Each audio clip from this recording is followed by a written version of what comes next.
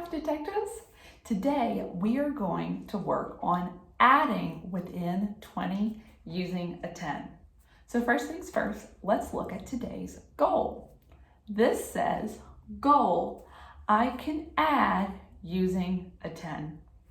How would you rate yourself on that goal? Are you feeling a little confused? If so, that's okay.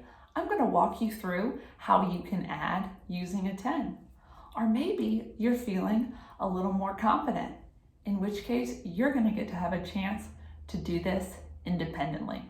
So the way that today's lesson will work is that the first problem I will do and I'll walk you through it. And then after that, I'm going to give you 3 opportunities to solve one of these problems independently. So let's go ahead and look at our first problem. Our first problem is 5 plus 6. So remember, our goal is to add using a 10. So when I'm adding, I'm going to kind of stop over at 10. So first things first, my first number is 5. So think in your think tank. 5 plus what gets you to 10? What would I write on my line? 5 plus 5 gets me to 10. But here's the thing. My problem wasn't 5 plus 5. It was 5 plus 6. So if I take a 5 out of 6, how much more do I have to add? Just 1 more. So I'm going to write right here. You can see that I broke my 6 into a 5 and 1 because I'm trying to get to a 10. So now that I'm at 10, 10 plus 1 gets me to 11. So 5 plus 6 equals 11. So look, can you see where your 6 is in here?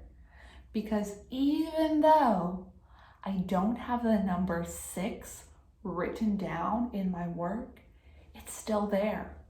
Do you know where it is? It's in my 5 and my 1 because I was breaking up my 6 to add using a 10. Are you ready to try by yourself? I'm going to go ahead and make my squiggly line so that I can keep track of my work. And I'm going to switch expo markers so we can stay nice and neat. So my next problem for you to solve is 8 plus 5 equals what? So go ahead and hit pause and solve this problem either in your head or on paper using this strategy. Are you back with me? Let's go ahead and check our work to see how we would solve 8 plus 5 using a 10. So first things first, I'm going to write my 8 and I'm going to be stopping at a 10. So think in your think tank. 8 plus what gets you to 10? 8 plus 2. So I'm going to write a 2 right here. And I'm going to draw a little line right here to show that I've taken my 2 out of my 5. But I'm not done yet.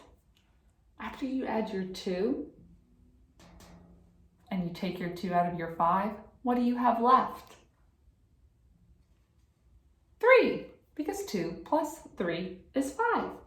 So now 10 plus 3 gets me to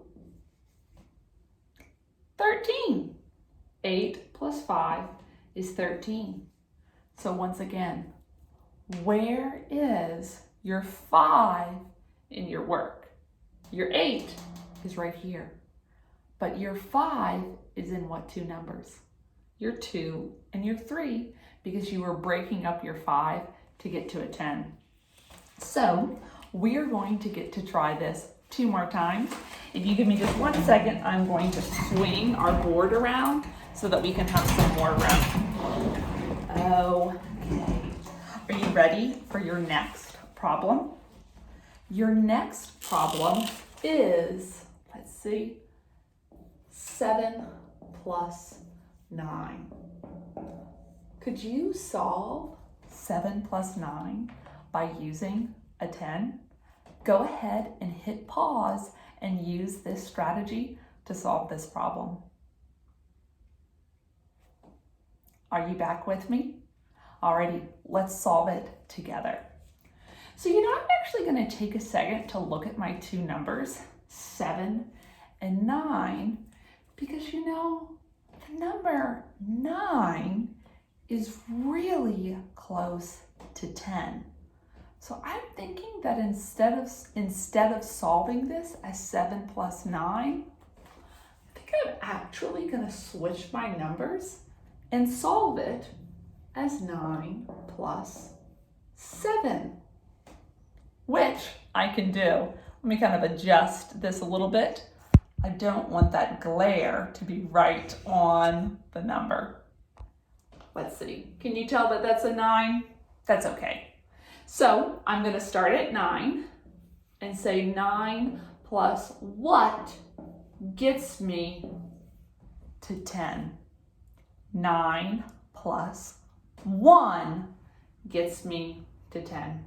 So remember, I took my 1 out of my 7. So if you take a 1 out of a 7, how much more do you have to add? 6 more.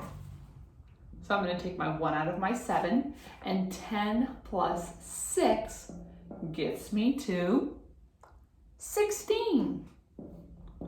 So 9 plus 7 equals 16, which means that 7 plus 9 is 16. And once again, my number 7 is broken up between my 1 and my 6. Are you ready to try this just one more time? Here, I'll show you our last problem. The last problem that you're going to look at is 6 plus 8.